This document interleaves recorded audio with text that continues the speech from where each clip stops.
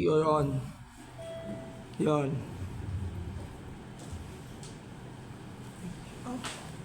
Ano po? Good morning, ladies and gentlemen. Welcome to another edition of the Philippine Sports Writers Association Esports Forum. We are live here at the conference hall of the PSC building inside the Rizal Memorial Sports Complex. And this morning, pag-usapan po natin ang dalawang sports na kung saan the Filipinos can excel in the global stage. Ito po ang billiards at boxing. I'm Randy Caluwag of Manila Standard. Good morning, partner. Good morning, partner Randy. Good morning, Philippine Sports Writers Association. Welcome back to our forum here at the ground floor of our Philippine Sports Commission building.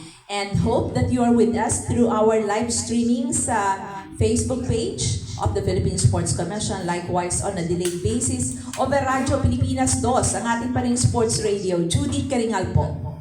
Before you introduce our first guest, partner, let me thank our sponsors in behalf of PSA President Francis Ochoa of the Inquirer. Maraming salamat po Philippine Sports Commission, Philippine Olympic Committee, Manlo Philippines, San Miguel Corporation, PLDT, and Ayala Plus.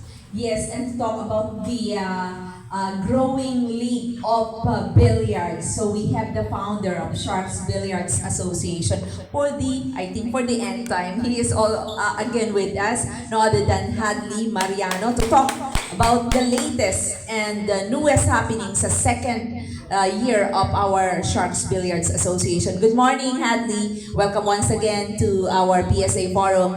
Good morning. Thank you for having me. Yes, buhay na buhay yung billiards. Congratulations sa buong Philippine Billiards, Hadley, di ba? Champion. Yes. Jonas Magpantay sa Qatar World Cup 10 ball. Kung di ako nagkakamali, kahit papano, ang Sharks Billiards ay kumbaga nakita din the growth in a way of this newest champion.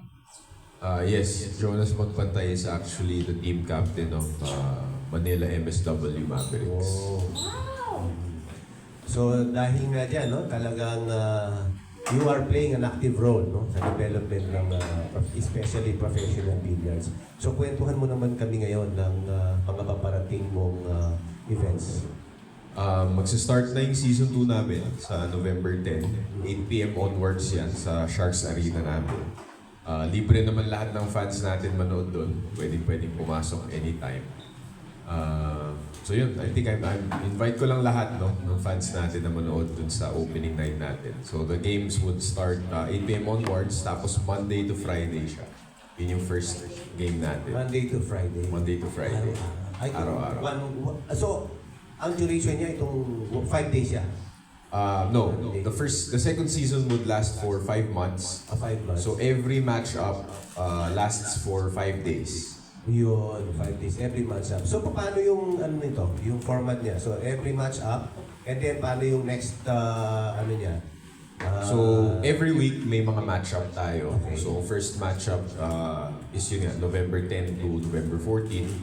Tapos next match-up, next week naman siya. So weekly ang match-up natin. Hindi katulad ng basketball na 2 hours lang ang isang match-up tapos na. So, paano uli yung champion? Pagkakuhan mo naman kami. Paano made-determine yung champion? So mayroon kaming regular season na mag-round robin lahat ng teams natin. For season 2, we already have 7 teams. We started with 6 teams. So we started with 4, nadagdagan kami ng 2, which is yung Makati Titans and yung Paranaque Kings. So nadagdagan tayo ng 2 teams. Pero yung round robin natin would be the same format as season 1. So round robin muna siya, lahat ng teams maglalaban-laban. Tapos after the round robin, we will get the top 2 teams, tapos finals agad tayo. Pero once we are able to get 8 teams, magkakaroon na tayo ng playoffs and then finals. So, another background is first season. Ano pa nangyari sa first season? First season na Nag-champion. nag-champion is yung Taguig Stallions. Ang kalaban nila sa finals yung Manila MSW Mavericks. Tapos nag-decision game sila. Nag-game 5 sila. Ang nag-represent ng Manila Mavericks was si Jonas Magpantay. Kaso unfortunately, perfect yung laro ni Edgy nung time na yun. Hindi siya nakatayo masyado sa mesa. Hindi siya nakalaro masyado. Hindi siya nakatira masyado sa mesa. Kaya natalo siya ni Edgy. As kung papanoorin niyo yung replay sa YouTube page namin or sa Facebook page namin, makikita niyo perfect yung laro ni Edgy. Tapos if I remember correctly, sa YouTube page namin, nung nilive namin siya, nag-comment pa si Efren. Tapos kinompliment niya si Edgy Geronimo nung finals. Kasi talagang lahat ng banda, lahat ng tira na shoot ni Edgy. So talagang perfect game siya. Ganun kataas yung level ng game ng Pilipino sa billiards, no? Oo, maraming magaling na players sa atin. Hindi lang nabibigyan ng pagkakataon. Swerte nga si Jonas, nakapunta siya ng ibang bansa para makapag-compete. Pero marami sa players natin, sa Filipino players, hindi nakaka-compete abroad. So, maglalaro din, tuloy-tuloy, maglalaro si Jonas dito Yes. sa Nung Manila. season 1, ang team captain ng Manila MSW Mavericks, si Basit Mukaybat. Ngayong season 2, ginawa nila si Jones magpantay ang team captain nila. So I think good choice yun. Kasi Moral boost, no? nag-champion. Okay, partner? Yes, Right over okay. So wala na